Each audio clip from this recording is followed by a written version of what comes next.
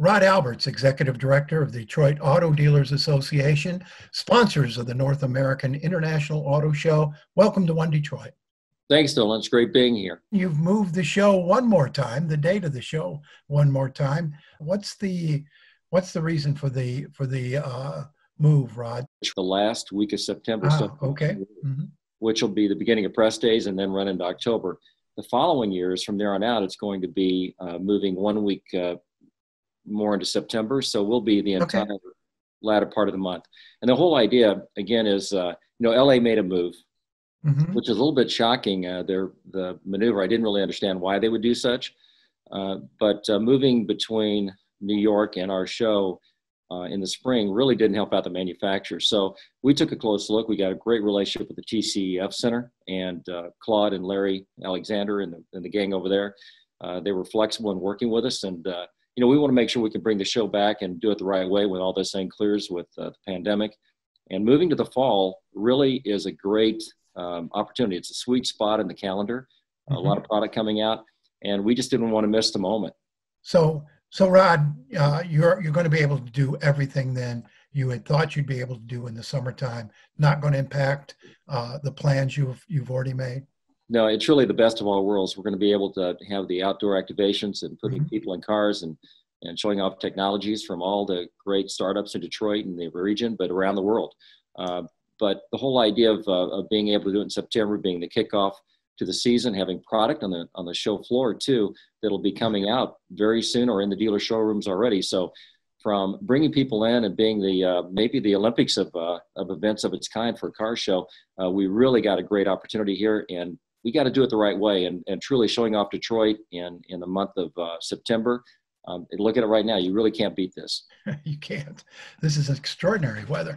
Are auto shows still relevant? I mean, we see manufacturers now staging these big internet events to reveal their product. Are places like the North American International Auto Show still relevant for big product reveals? They are. There's two parts to this. One is the fact that you got the major auto shows that have reveals that are spread out during the year. That's why we moved ours to September. There was too much going on in the spring with New York and LA and Chicago right before that. The other is you take these major cities. There's 65 auto shows around the U.S. during the year. And there's a season of auto shows from September to June. This is where people go and look at the product, and you have so many different choices now. You got 300 different product that you can choose from and technologies. Auto shows are the one place you can go and test it all out. Mobility is such a big deal now, and the evolution of it, and there's so much more to see. I do have to say, though, auto shows have to evolve because you can't keep doing it the same way over and over again and keep people coming, and the investment's big for the manufacturer. So you really have to find a way to evolve your show to make it good for your region, your city, and make it good for the manufacturer. And you had been moving toward a mobility show. At least a portion of the auto show was devoted to mobility and that emerging technology. Is that still where you're headed?